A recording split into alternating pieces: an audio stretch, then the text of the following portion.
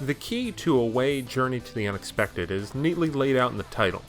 Unexpected is a damn good descriptor for this bizarre and stylish first-person roguelike. The core is familiar, as the controls use the industry-standard twin-stick first-person shooter controls, and the structure is roughly the same as modern roguelikes. Everything else is weird and wacky, whether it's the anime-inspired intro scene, the otherworldly blend of crude 3D and flat 2D animation, or the charming through line of making friends, not war. Away is an enjoyable and distinctive adventure that makes up for its eccentricities and potential detractions by knowing not to outstay its welcome. Away's story setup is that you're a young boy who lives with his grandparents. Your parents went on a work trip weeks ago but haven't returned. An explosion goes off in your basement and you go to check it out only to discover baddies crawling in from an uncovered exit. From there, you journey to the unexpected. See, the name fits. The first area you visit is a forest, where you have to complete 3 short randomly generated dungeons to unlock the gate to a factory, where the charming and well-written story kicks off into high gear. The story pops up often as a weird substances mutating people and you seek out your parents, but it mostly takes a back seat as the game focuses more on the gameplay. Your hero only has 2 attacks, a stick for melee and consumable fireworks for ranged damage. You can deepen your pool of abilities by making friends with the people in the world.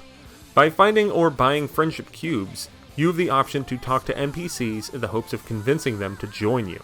In that first area, you can talk to 3 different characters: a large talking tree, a mutated factory worker, and a drunk wizard. That about sums up the variety of the weirdness you'll encounter, though shout out to the shotgun-wielding robot bounty hunter you find in another early area.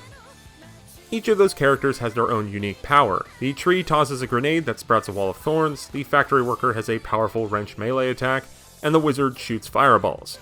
They also all have their own viewpoint, with the wizard's drunk perspective being particularly humorous, as well as disorienting.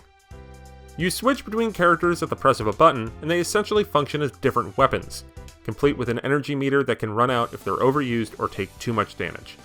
It's a weird mechanic, and in repeat playthroughs, it can be a little arduous to continually recruit the same characters if you're stuck on any challenging areas. The game does encourage you to always make new friends though, but sometimes requirements to get them or ways to approach them are murky. I do enjoy the dialogue tree haggling of trying to convince the character to join you, but just a little bit more clarity would have gone a long way. Whenever you make a new friend, you earn a star.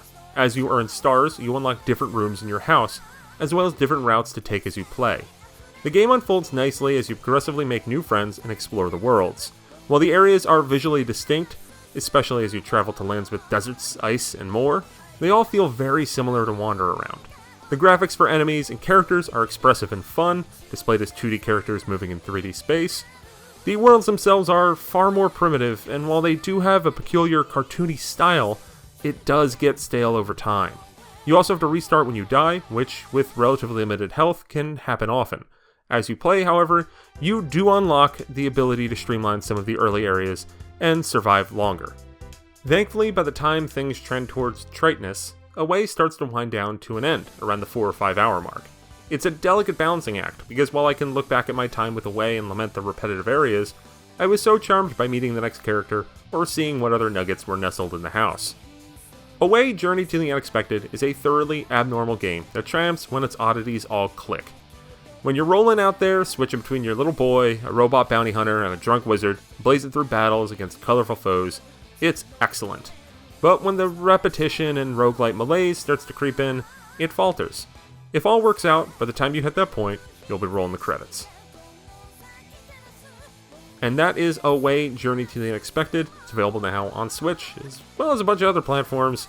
If you like that review and want to see more like it, be sure to check out Nintendo World Report TV. That's the channel you're listening to right now.